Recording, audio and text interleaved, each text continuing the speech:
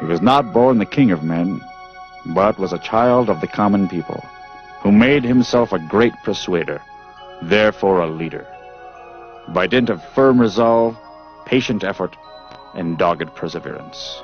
The man who wrote those words was a prominent newspaperman by the name of Horace Greeley, who during Lincoln's lifetime was often one of his severest critics.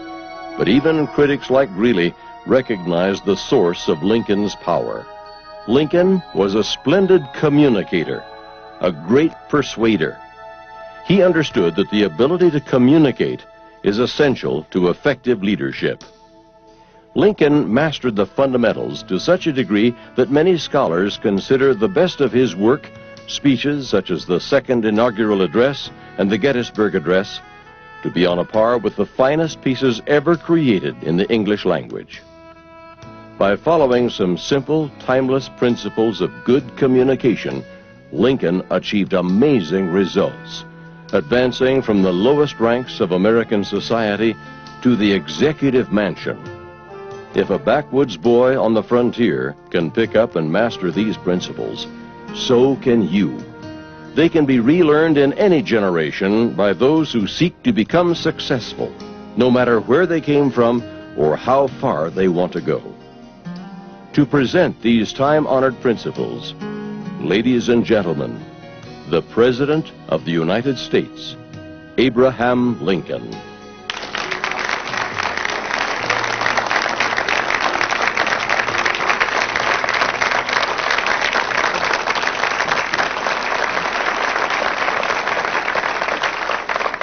I sometimes am asked how I managed to become president. It was certainly not my good looks. A woman came up to me once, she said, "Mr. Lincoln, you're the ugliest man I ever saw in my life." I said, "I can't help it." She said, "You could at least stay home." It was not due to my administrative ability. Prior to leaving Springfield, I'd never supervised anybody except a law clerk or two. My law firm was fairly successful, but more than once we had to admit to clients that we had misplaced important documents. I even kept a cardboard box labeled, "If you can't find it anywhere else, look into this." It was not my formal education. I never saw the inside of a high school, an academy, or a college. What formal education I did receive took place in little one-room schools on the frontier. Grand total of 1 year. But I was good at one thing. I learned to communicate with people. This is an invaluable skill. Through the years, I've noticed that people who learn how to communicate well are more likely to succeed than those who can't. Effective communication can improve your income, make sales, get you elected to office, win friends, and make the world a better place in which to live. I've been asked to briefly summarize what I know about the subject. In order to comply, I will rely on some of my speeches, plus letters, diaries, and newspapers of the time. Here are some underlying and timeless principles that I'd like to share with you. There are 10 of them. Principle number 1. If you want to communicate effectively, you must have something to say. I heard about a man who applied for a teaching job at a little one-room school back in Indiana. The committee asked him, "Do you believe the world's flat or round?"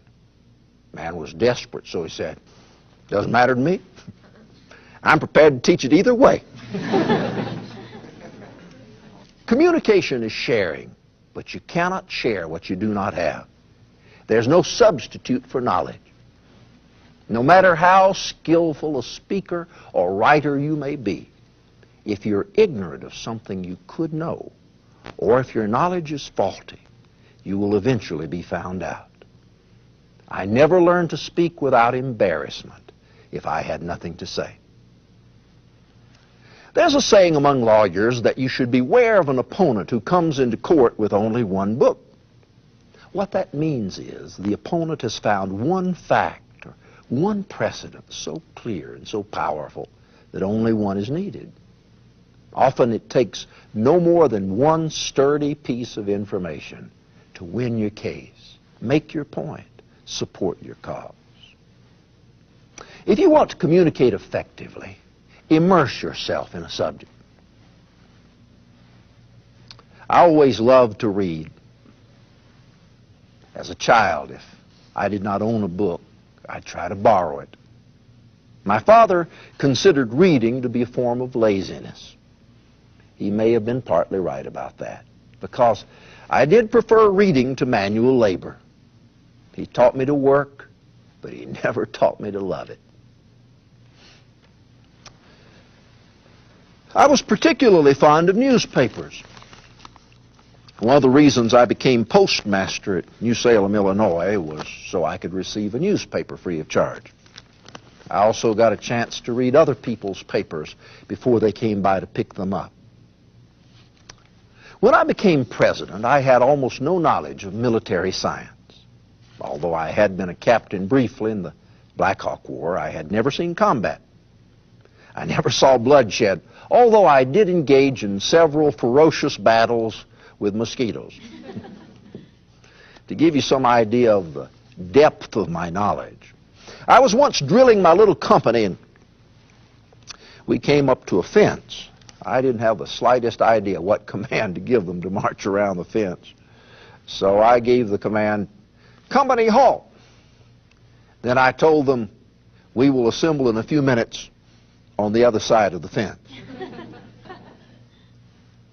Little did I know that one day I would preside over the costliest and the bloodiest war in human history up to that time. I gave myself night and day to the study of military affairs. I obtained numerous books from the Library of Congress. As the war progressed, I pored over reports and held long conferences with eminent generals and admirals until I learned how to ask good questions. To gain information, you may want to rely on other people to help you gather it. During the years that I practiced law, my law partner, Billy Herndon, often did the background research. Billy compiled a large notebook filled with information on briefs and authorities cited for the cases that we handled. It just makes good sense to team up with people who know what you don't know, or who can do what you can't do or don't want to do. Let others help you, but find your own voice. I received some excellent advice from William Seward for my first inaugural address. He suggested that I write, "Although passion has strained our bonds of affection too hardly, they must not, I'm sure they will not be broken." I chose to write instead, "Though passion may have strained, it must not break our bonds of affection." Often your research will turn up an idea that you can adapt to your own needs. When I resided in Springfield, I came upon a sermon written by Theodore Parker. In it, Parker spoke of direct government over all of the people, by all the people, for all the people. Sound familiar? It should. I underlined those words and years later used them to conclude my remarks at Gettysburg. That these dead shall not have died in vain. That this nation under God shall have a new birth of freedom. And that government of the people, by the people, for the people, shall not perish from the earth. Principle 2. Learn to speak and write clearly. Among my earliest recollections, I can remember how, when a mere child, I used to get irritated when anybody talked to me in a way that I could not understand. I can remember going to my little bedroom after hearing the neighbors talk of an evening with my father, and spending no small part of the night trying to make out what was the exact meaning of some of their dark sayings. I could not sleep when I got on the hunt for such an idea until I'd caught it. And when I thought I'd got it, I was not satisfied until I'd repeated it over and over again, until I'd put it in language plain enough, as I thought, for any boy I knew to comprehend. This was a kind of passion with me, and it stayed with me. For I'm never easy now when I'm handling a thought. till I bounded it north and bounded it south, bounded it east and bounded it west.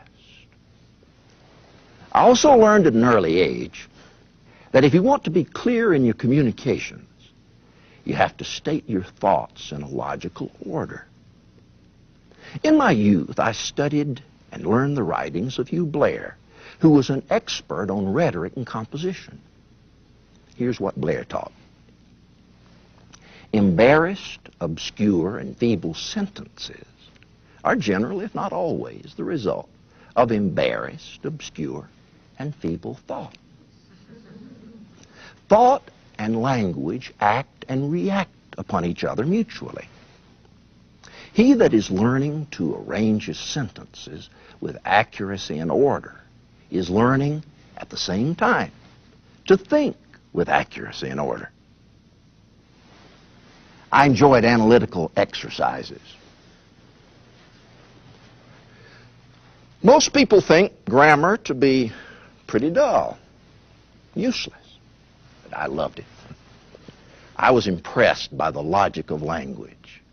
I looked for just the right word and tried to place it in the right order. Billy Herndon later described my general attitude, which I think fairly expresses my tendency. He said Lincoln was pitiless and persistent in the pursuit of truth. His thought processes were slow, but they were cold, clean, and exact. I found that I could communicate more clearly if I tried to compress as much information as I could into as few words as possible. Rarely is a long presentation as effective as a concise one. I happen to agree with Mark Twain. He said, "Not many sinners are converted after the first 20 minutes." That reminds me of a story about a long-winded politician. He went on and on. Finally, man got up and headed toward the door. And said, "Where are you going?" "Going home to shave." "Why didn't you shave before you came to the meeting?" "I did." I always looked for the nib of the kernel of a story, the heart of an argument. Many of my instructions to military men went out over the telegraph wires. So I learned to use pithy, telegraphic comments. When Robert E. Lee's troops were retreating from Richmond, I wired General Grant. "General Sheridan says if the thing is pressed, I think Lee will surrender. Let the thing be pressed." Principle 3, be credible. You can fool all the people some of the time, and some of the people all the time. But you can't fool all the people all the time. Speaking of fooling people, there's one person you should never try to fool: yourself. I once wrote, "If at last when I come to lay down the reins of power, I've lost every other friend on earth, I shall at least have one friend left, and that friend shall be deep inside of me." I'm not bound to win, but I am bound to be true. I'm not bound to succeed, but I am bound to live up to the light that I have. If that internal friend is pleased with you, credibility will naturally follow. As Shakespeare put it, "This above all, to thine own self be true, and it must follow as the night the day. Thou canst not then be false to any man." If you want to be credible, treat facts with respect. When I was a young man, I became a surveyor, spent a great deal of time studying mathematics in general, Euclid in particular. This taught me the need for accuracy and precision. Later, my study of law taught me how important it is to get things exactly right. If you didn't, you ran the risk that your opponent would seize on some inaccuracy and win the argument, even though you had the better case. I once defended a man by the name of William Duff Armstrong in a sensational murder case. I managed to save him from possible hanging with one important piece of information. A witness claimed to have seen my client murder a man by the light of a full moon. I produced an almanac that showed that the moon had not even risen at the time the murder occurred. If you want to be credible, don't be afraid to change your opinion if new facts present themselves. As my contemporary, Ralph Waldo Emerson, put it, do not be overly reverent about the actions of the past. Avoid any foolish consistency. Disenthrall yourself of your old biases and customary ways of looking at things. I told Congress, the dogmas of the quiet past are inadequate to the stormy present. As our case is new, so we must think anew and act anew. We must disenthrall ourselves, and then we shall save our country. I did not have everything figured out when I became president. It's probably a good thing for the country that I did not. I responded to facts as I discovered them. If I made any assertion not warranted by facts, and it was pointed out to me, I withdrew it cheerfully. During a debate over what should be done about Reconstruction, I took a definite position, but stated, as bad promises are better broken than kept, I shall treat this as a bad promise and break it whenever I shall be convinced that keeping it is adverse to the public interest. When you have more light, you may see that your earlier position was wrong. That happened to me more than once. For example, when General Grant besieged Vicksburg, I thought he should have pursued a different strategy than he did, but he succeeded. Here's what I wrote him. My dear General, I write this now as a grateful acknowledgement for the almost inestimable service you have done the country. I wish to say further, I thought you should go down the river and join General Banks. And when you turned northward east of the Big Black, I feared it was a mistake. I now wish to make the personal acknowledgement that you were right and I was wrong. If you want to be credible, let your actions flow from basic principles. When I was practicing law back in Springfield, I was approached by a man who asked me to bring suit for $600 against a widow and 6 children. Here is the reply that the law firm of Lincoln and Herndon sent the man. Dear sir, yes, we can doubtless gain your case for you. We can distress a widowed mother and her 6 fatherless children and thereby get for you $600 to which you seem to have a legal claim.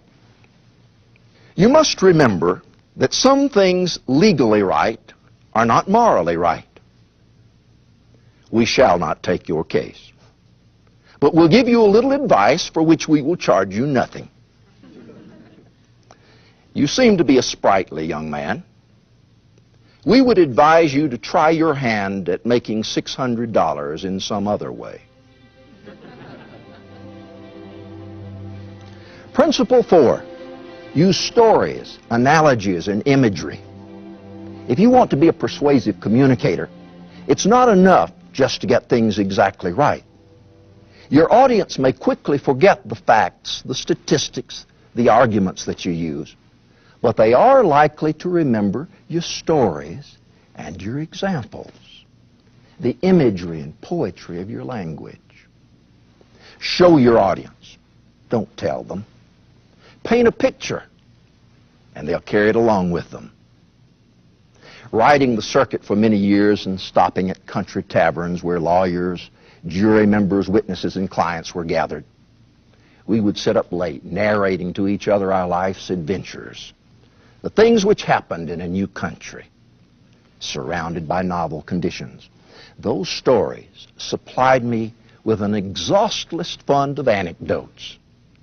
They've helped me enforce or refute an argument better than all the invented stories of the world. Often, I was able to avoid a long and useless discussion by others or a laborious explanation on my own part by a short story that illustrated my point of view.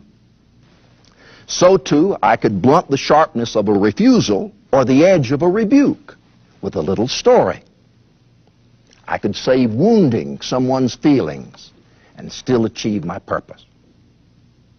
I often prepared people to expect something humorous by stating in advance, "That reminds me of a story." They'd start grinning as soon as I said it. One time somebody came up to me and said something so preposterous, I paused and I said, "That doesn't remind me of any story I can think of." Another good way to explain a thought is to compare it with something the listener already knows or understands. In the Gettysburg Address, I use the analogy of procreation and birth.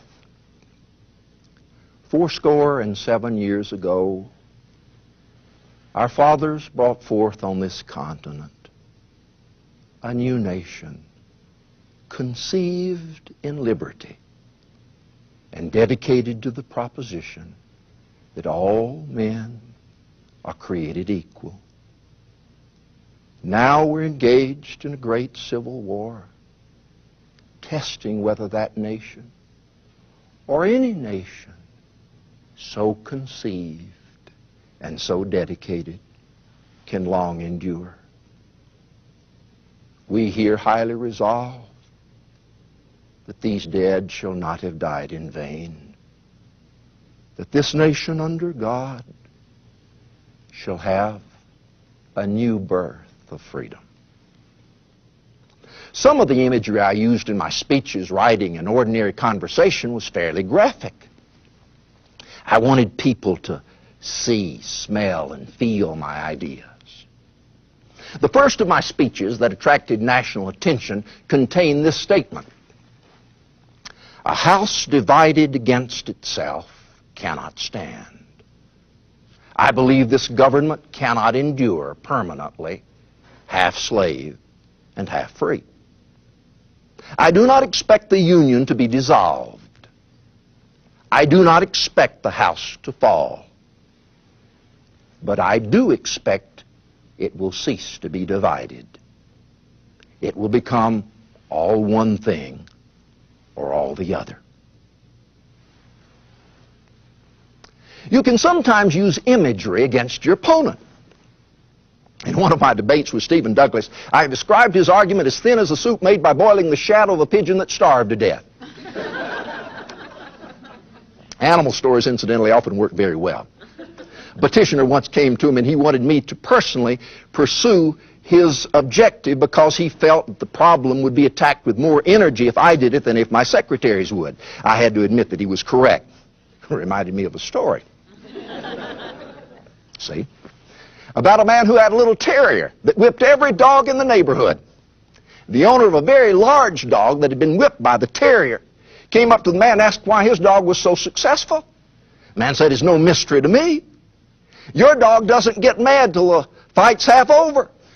My dog stays mad." I tried to express my thoughts in poetic language. I tried to communicate with the ear as well as the eye. Did you know I was a poet?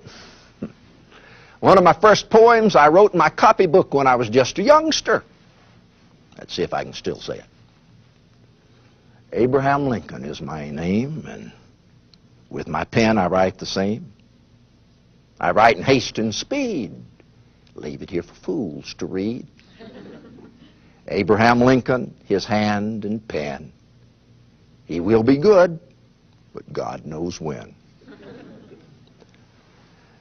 My lifelong fascination with poetry sometimes gave my writing and my speaking a lyrical or a song-like quality.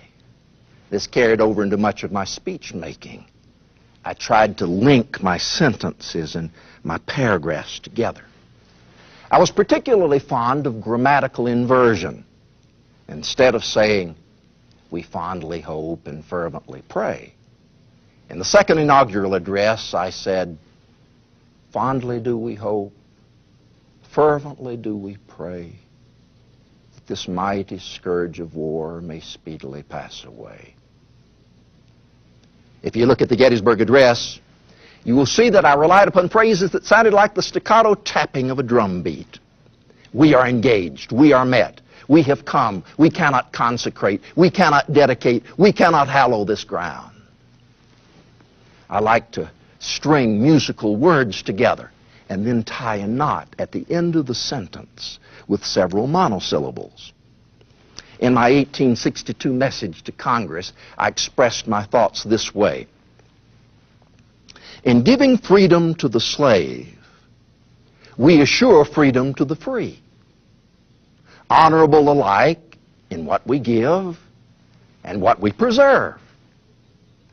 We shall nobly save or meanly lose the last best hope of earth. If you want your words to be remembered, make them sing. Learn to communicate with the ear as well as the eye. Principle 5, use humor. One of the best ways to be memorable is to use humor. My father had a large inventory of funny stories, and he told them well. Neighbors used to come over to our place in the evening just to listen and swap stories. Speaking of swapping stories, many of the stories associated with my name aren't mine. I swapped and borrowed them from others. In fact, I consider myself a retailer of ideas, not a manufacturer. I always loved humor, whether spoken or written. Humor makes you more alert, takes another look at things, turns the thing over, gives it another dimension. Humor is entertainment. It's a medicine for pain. It's an effective weapon and a stout defense. When I arrived in Washington, people were coming up to me all the time. They would rush up to my carriage on the street with their resumes in their hand. I was besieged by office seekers. Most of them had no merit, only need and greed. One woman, in fact, came up to me and she said that she wanted an important post for her husband. I said, "Well, why didn't he come himself?" She said, "He's home drunk." When I caught the smallpox, I told my secretary to tell all the office seekers to come at once. At last I have something I can give everybody. The editor of a small weekly publication called one day at the White House. He told me that he was the first person to suggest my name in nomination for the office of president. I told him, "I hope you'll feel perfectly easy about that. I forgive you." You can use humor as a weapon to attack an idea or blister an opponent. Judge Douglas told one of his friends during our debates that every one of my stories seemed like a whack on his back. He said nothing else, not any of my arguments or any of my replies disturbed him. But when I began to tell a story, the judge said he felt he was overmatched. I wish I'd known how he felt at the time. I'd have told more of them. Humor, however, to be used effectively, must be used with care. Some people detest jokes and have a low opinion of people who tell them. And you may injure someone's feelings without intending to. That being true, if you employ humor, one of the safest forms is self-deprecation. I told a political rally once, "My opponent is spreading a vicious rumor about me. He is alleging that I am two-faced." Now, I put it to you. If I had two faces, you think I'd wear this one? Years ago, I was shaving one morning. This was before I grew my beard. Looking in the mirror, I thought, "My Lord, Abraham Lincoln, you're one ugly man." Made me so unhappy, I made a vow that if I ever met a man uglier than myself, I'd shoot him on sight. Not long afterwards, I came upon a man who was the ugliest person I'd ever seen. I thought, Lincoln, this is your lucky day. I pulled my gun and told him to prepare to meet his maker. He said, why, Lincoln? I told him about my vow. He said, do you honestly think I'm uglier than you are? Yes. Fire away. If I'm uglier than you are, I don't want to live. You're not likely to receive a letter of complaint if you're making fun of yourself. Principle 6, ask questions. From my earliest days as a lawyer, I learned how important questions can be in winning a case. I made it a practice to put the burden of proof on the opponent whenever possible. Good questions have immense value in communication and leadership, yet they're frequently underused. People who are skillful in sales will tell you there's no reason to tell prospects something they themselves can discover. You can use questions to gain information or guide a conversation. Often the other party will not even know they're being guided. By means of questions, you can get them to think about a subject they might not have considered previously, or lead them to look at the subject in a different manner. Questions can be invaluable in developing reports. I arrived at the final draft of the Emancipation Proclamation through little steps. Every day, I would write a few lines on a long sheet of paper in the war telegraph room, think about it, and lock it away. This continued for several weeks. During this time, I asked questions of various individuals and groups. Sometimes I played devil's advocate. Here are some of the questions that I asked. How would we feed and care for such a multitude?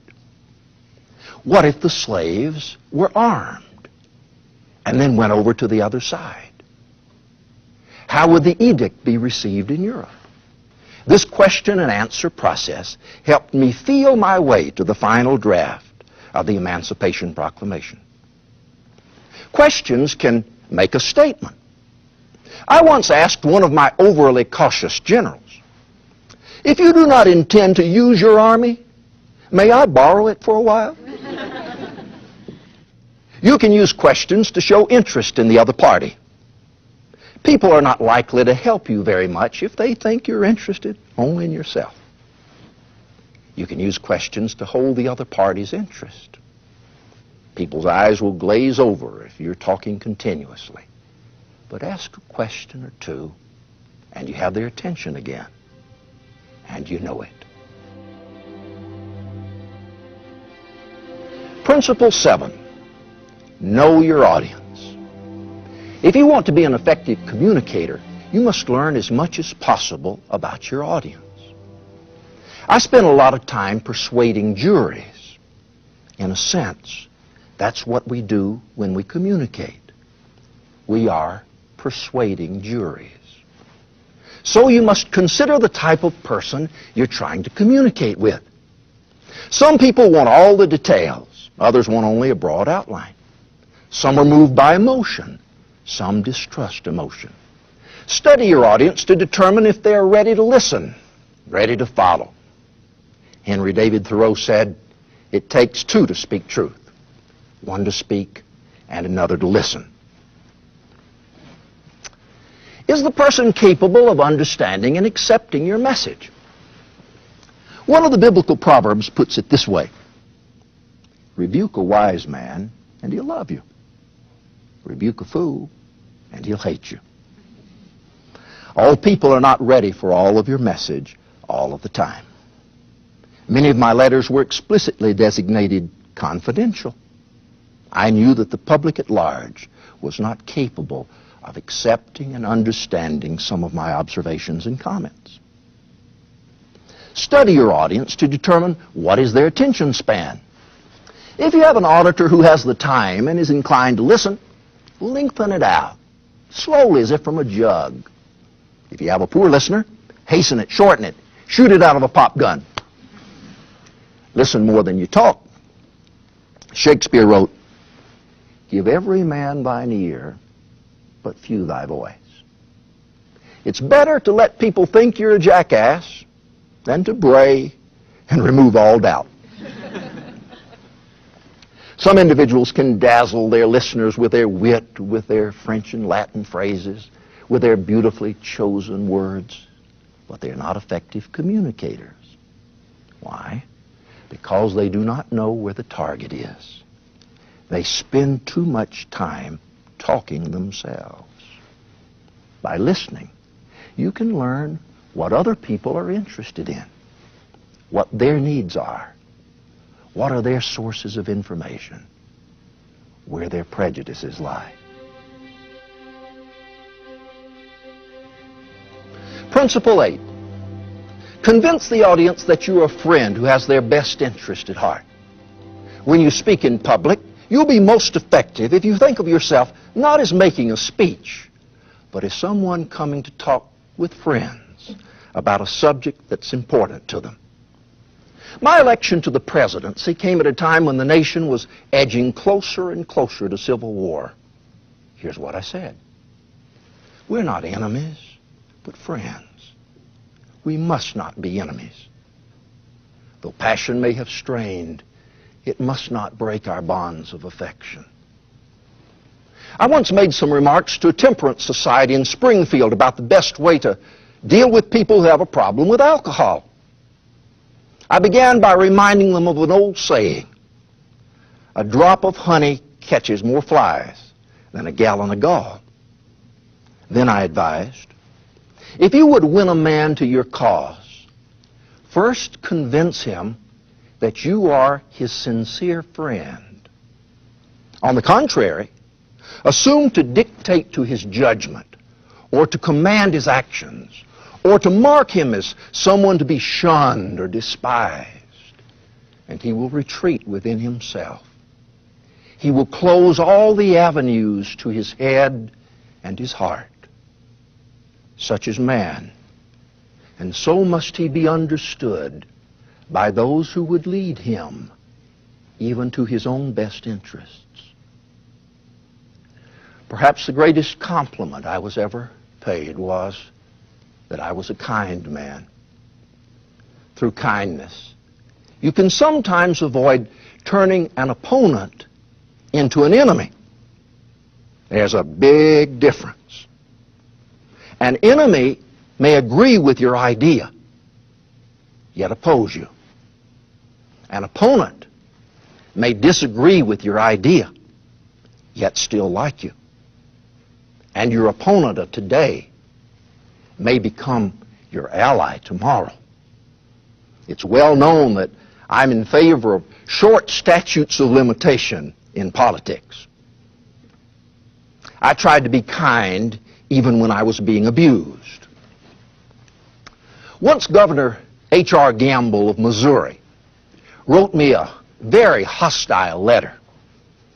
He accused me of insulting him publicly and of making remarks that were unbecoming my office. So I personally scribbled some notes on the envelope to him. Quote, "My private secretary has just brought me a letter from you saying it is very cross.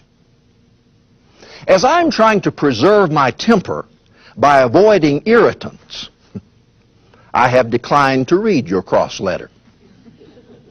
I was totally unconscious of any malice or disrespect towards you, or of using any expression which should offend you.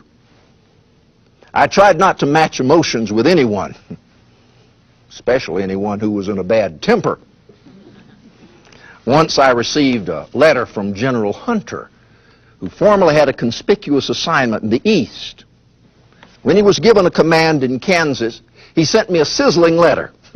He said, "I am deeply mortified, humiliated, insulted, and disgraced." How's that for a string of words?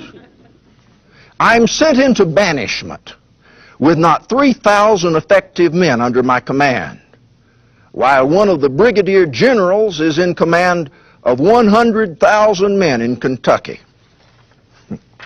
I replied, Dear General Hunter, I have been and am sincerely your friend. But I am constrained to say that it is difficult to answer so ugly a letter in good temper. I then went on to explain to him that I considered his assignment an honorable and an important one. And I signed the letter, Your friend as ever, A. Lincoln. But timing is important.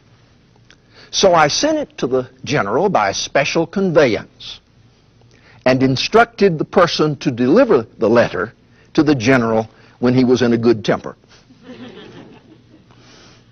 I always sought to express myself in a way that would spare the other person embarrassment or avoid injuring their feelings.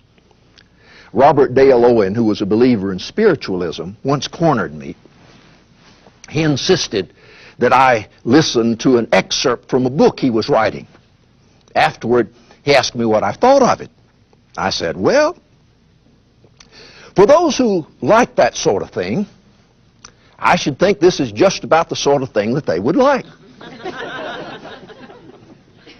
Which reminds me of a man who came to Washington to see if he could get a pass to go through the lines to Richmond. I told him I'd be happy to issue him a pass if my passes were respected, but they weren't. For over 2 years, I've been issuing passes to 250,000 soldiers in the Army of the Potomac to go to Richmond. Not one of them's gotten there yet. Kindness is not weakness. Kindness is in the spirit of what you do. You can be kind when you're saying no, or when you're criticizing, or reproving. Words are never put to better use than in the form of a compliment.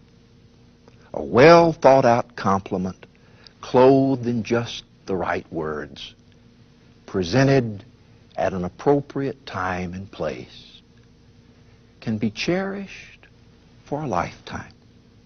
The ability to communicate in a kind manner is especially critical in dealing with those who love you.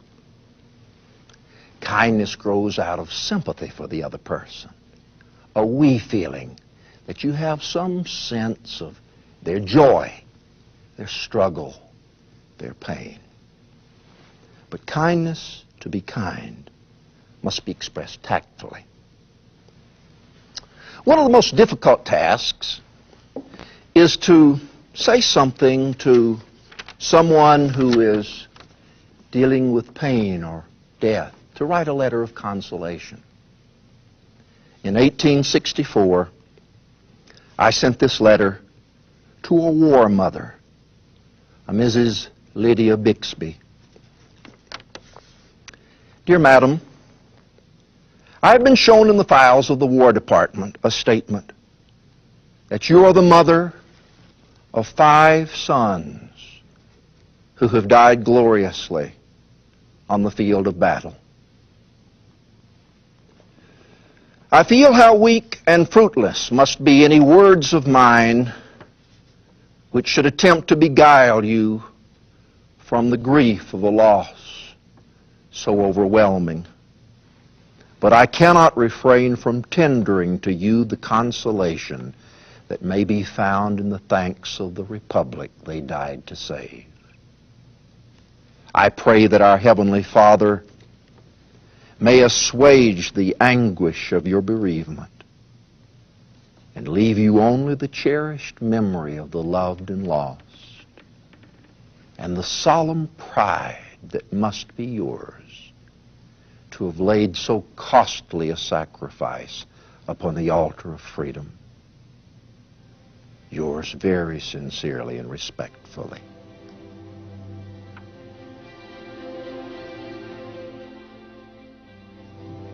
Principle 9. Consider the consequences of your message. Think about your message long and hard before you speak or write. Give no unexamined thought your voice. Work your way through your doubts. I was a slow thinker, but I was even slower about communicating ideas that were not thought out. There will be times when you will want to take great pains to avoid being misunderstood or misquoted. Here are two words of advice. First, say nothing. This is especially good advice when you don't know what to say, or when the occasion is volatile and anything you say might ignite it. That was the case just before I took the office as president. The move toward secession had already begun. The disunionists were looking for any comment that might be seized to justify what they were doing. So I avoided public comments, replying that my position had already been made abundantly clear in previous remarks, debates, and speeches. The second word of advice is, sometimes write out your comments. I often spoke without notes. Even though I did a great deal of research for my debates with Judge Douglas and compiled a reference book full of information and quotes, I seldom used it on the platform. However, after I became president, I had to be more cautious. During the war, it was rather common for serenades to take place at the executive mansion, and I and other high-ranking officials would often be asked to make a few remarks. Sometimes these remarks would be butchered when they appeared in the newspapers. So my secretary, John Hay, took to writing out the night speeches as I gave them. For at least one serenade, I wrote out my remarks in advance and read from a manuscript. As a communicator, you have the power within you to bring out the devil or the angel in your audience. Just beneath the surface of individuals and nations reside resentments, fears, and angers. These can easily be stirred up. But you will also find an ample supply of kindness, generosity, heroism. I always tried to appeal to that side of human nature. When I delivered the first inaugural address, I stated, "The mystic cords of memory, stretching from every battlefield and patriot grave to every living heart and hearthstone all over this broad land, will yet swell the chorus of the Union when again touched, as surely they will be, by the better angels of our nature."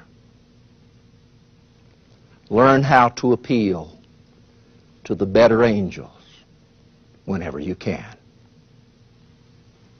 Shortly before my assassination, I told my cabinet, "I hope there will be no persecution, no bloody work after the war. None need expect me to take part in hanging or killing them. Enough lives have been sacrificed. We must extinguish our resentments if we expect harmony and union." The Civil War might have been followed by an orgy of vengeance and widespread hangings, wounds that might never have healed had I not pled for forgiveness and reconciliation. Think about the impact your message will have before you deliver it. Keeping your objective in view will help you guard against excesses of emotion. If you're tempted to say something harsh to somebody, ask yourself, what will an angry message accomplish? Will it destroy the relationship? Will it produce an angry reaction? Or will it generate positive results? Let me tell you about a letter I never sent.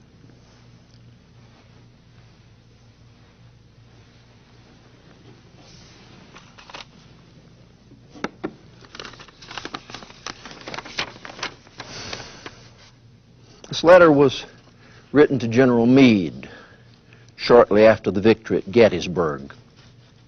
His soldiers had inflicted a deep wound in Lee's army, and Lee had retreated to the Potomac, which had overflowed its banks.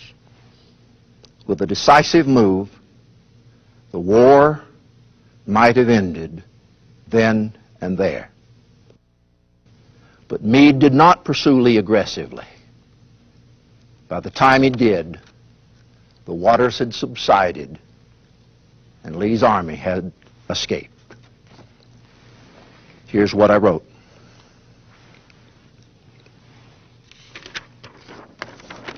My dear General,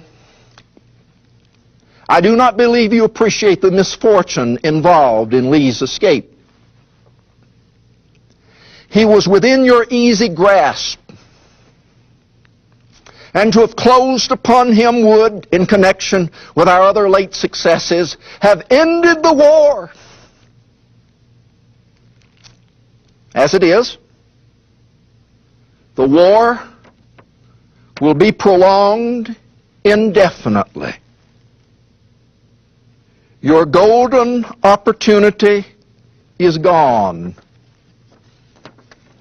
and I am distressed immeasurably because of it. I filed that letter away. I never sent it. I considered the consequences of sending it. Meade was the best man I had for the job. If he had resigned, I would have been worse off. There's one further benefit of keeping your objective in view. If you're thinking about the impact your message will have on your audience, you'll have less time to think about yourself. This is one of the best ways I know to eliminate fear of speaking. Quit thinking about yourself. Think about your audience. Think about your objective. Speaking of keeping your objective in view, reminds me of a story. Years ago, I was running against a famous evangelist by the name of Peter Cartwright for the U.S. House of Representatives. I attended one of his prayer meetings, which was actually a political rally. By and by, he asked everybody to stand up who wanted to go to heaven. Well, I kept my seat. Then he asked everybody who didn't want to go to hell to keep standing or stand up. I remained in my seat, the only person in the house. Cartwright then looked at me. He said, "Mr. Lincoln, where do you intend to go?" I said, "If it's all the same to you, I intend to go to Congress." And I did. Principle 10. Improve your ability a little bit every day. I always tried to expose myself to the biggest ideas and the best communicators I could find. As a youngster, I steeped myself in biographies of George Washington, selections from Cicero, Demosthenes, dramatic passages from Hamlet, Falstaff, and Henry V. I learned from the writings of Thomas Paine and the speeches of Daniel Webster. As a boy, I practiced public speaking without even knowing it. Sometimes after I returned from church, I would assemble my childhood companions on logs and stumps, and I would deliver a parody of the sermon, much to their delight. I tried to hone my communication skills by becoming a member of literary groups and debating societies. I was a member of the New Salem Debating Society and often walked 6 miles to practice before that group. When I moved to Springfield, I helped form a similar group there. The advantage of being a member of such a group is that you can obtain suggestions and criticism. Whenever I could, I subjected my work to scrutiny from individuals whose opinion I respected. I delivered my first inaugural address on March 4, 1861. But I'd written the first draft weeks earlier in Springfield. It was set in type, and I circulated it to several close friends. They offered suggestions for improving the address, several which actually I incorporated into it. I learned to benefit from criticism. My cabinet was composed of outspoken individuals who forcefully expressed their differing views. Even my supporters found fault with me. But I learned that one good critic telling you what you're doing wrong can do more to help you than 10,000 people telling you how great you are. In order to improve, I pondered over my ideas, often refining my arguments by writing them on scraps of paper. Some people have the mistaken notion that I composed the Gettysburg Address on the back of an envelope on the way to the cemetery. Nonsense. I thought about it and worked on it for weeks. You don't think I made a long trip from Washington to Gettysburg to say something off the cuff, do you? If you think that, you do not know me at all.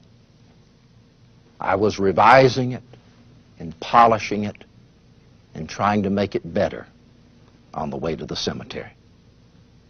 You see,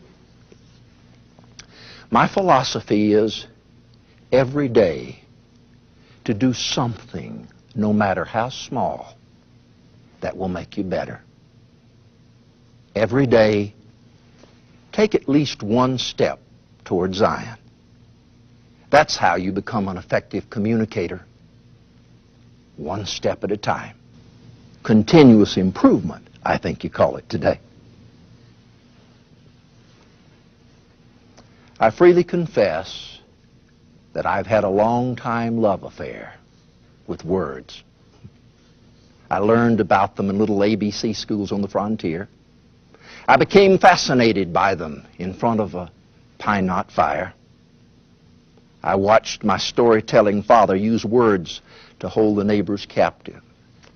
And I learned to treat them with respect with anybody who would show me. Words have been used to cheer me and to praise me. They've also been used to mock, attack, and wound me. But I've never lost faith in their power or their durability.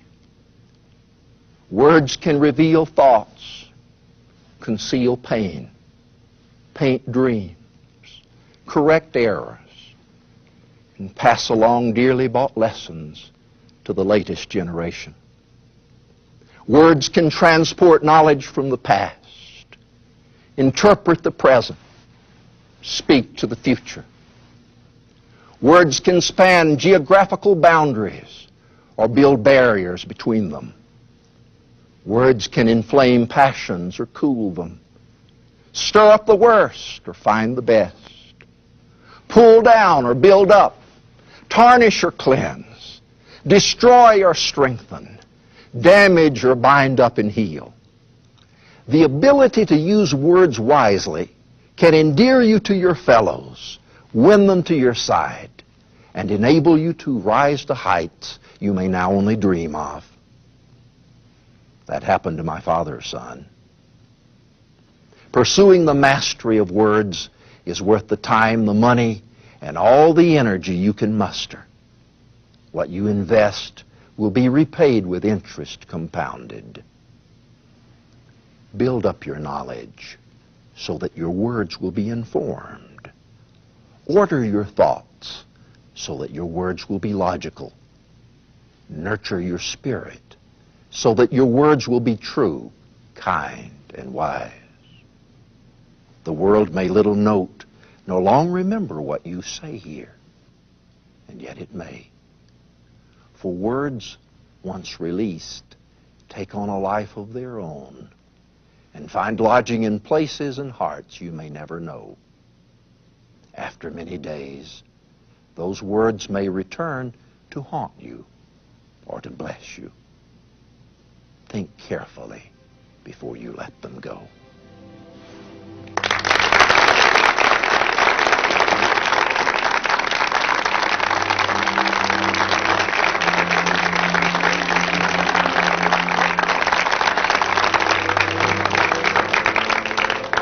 This has been Lincoln on Communication. How to communicate effectively and memorably with Gene Greisman, Ph.D.